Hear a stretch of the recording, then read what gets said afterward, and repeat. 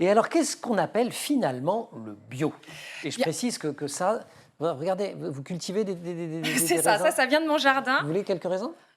Tentez. Alors, Ils ce ont n'est une pas petite- bio, ils- diront, on ils ont va une dire petite que acidité c'est super agréable. petite acidité. Alors, on ne le considère pas comme bio en tant que tel, et j'expliquerai juste me après sers, hein. pourquoi, bien Ouais. sûr. C'est plutôt l'alimentation durable, mangez pas, dans vous le travaillez. respect. Non, moi je connais, je travaille d'ailleurs. Alors, au début, le bio, c'était associé à une production naturelle. C'est sain pour la santé. Ça faisait écho à tous les scandales alimentaires, la vache folle, entre autres, etc. Bien sûr.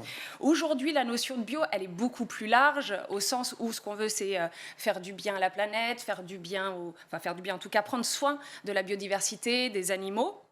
Qu'on s'entende bien, une télévision ou une tasse, ça ne peut pas être bio. Quand on parle de bio, ça peut être un shampoing éventuellement, un savon, du raisin, des pommes, des pois. Pourquoi? Parce que les ingrédients vont être issus d'une agriculture biologique. Et agriculture biologique, ça répond à certains critères qui sont définis par la législation européenne. Le premier des critères, eh bien, c'est de ne pas utiliser de produits chimiques de synthèse. Donc c'est les pesticides. Tout à fait, les pesticides, les engrais intrants chimiques, divers et variés, c'est etc.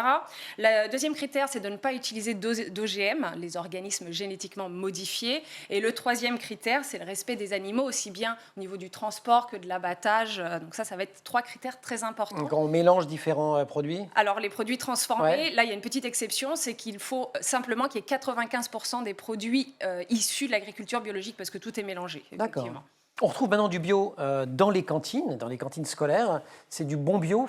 C'est du bon bio. Alors, il faut savoir que depuis le 1er janvier 2022, c'est obligatoire d'avoir des produits, 50% des produits d'alimentation durable, un peu comme le raisin que j'ai ramené ici, dont 20% issus de l'agriculture biologique. Alors, c'est la loi Egalim, c'est ça? C'est ça, exactement. Alors, c'est drôlement bien, c'est un bon début, vraiment. La question qu'il faut se poser, c'est pourquoi c'est bon de manger bio. Il faut se rappeler que ça permet d'éviter les perturbateurs endocriniens, en d'autres termes. Typiquement les pesticides, dont on a parlé. Les pesticides, voilà, qui vont perturber les hormones. Le deuxième point, c'est que souvent de meilleure qualité, c'est souvent plus nutritif. Il n'y a pas besoin d'enlever la peau des pommes, par exemple, quand elles sont bio, puisqu'il n'y a pas les pesticides qui sont concentrés. C'est là où il y a le plus de vitamines. C'est une façon de protéger l'environnement aussi, bien évidemment, et la biodiversité. Le goût est bien meilleur, quoique là, ça reste subjectif. Ça peut être un peu subjectif. Oui, là, je l'accorde, c'est subjectif, mais pourquoi? Et c'est une façon de prendre soin aussi des animaux de manière générale. Donc le bio, c'est bon pour vous, c'est bon pour les hommes, pour la planète, pour les animaux. Et ce n'est pas encore parfait, mais ça a le mérite d'exister. D'accord, mais justement, alors si ce n'est pas parfait, est-ce qu'il y a des produits en particulier dont il faudrait se méfier? Est-ce qu'il y a des points de vigilance? Typiquement, oui. Les pâtes à tartiner... non Pas toutes, mais les pâtes à tartiner, si elles sont bio, ça ne veut pas dire qu'elles sont exemptes d'huile de palme. Et on sait que le palme, le problème, c'est la dévastation des forêts. Donc là, c'est limite. Et puis, 60 millions de consommateurs a révélé dans certaines huiles d'olive bio qui provenaient de Tunisie, parce qu'ils ont fait une petite enquête, 3 sur 4 contenaient des plastifiants, tout simplement parce que quand ils récoltaient les olives, c'était fait dans des récipients en plastique, et les plastifiants sont des perturbateurs endocriniens.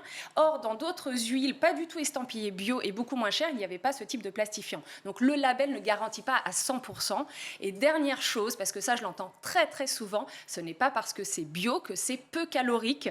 Un gâteau bio, c'est bon pour la santé, mais c'est fait avec du beurre, c'est fait avec du sucre, c'est fait avec tout. C'est pas une excuse pour manger des gâteaux et des gâteaux. Il y a de l'expérience personnelle là. Non, j'ai vu un sourire.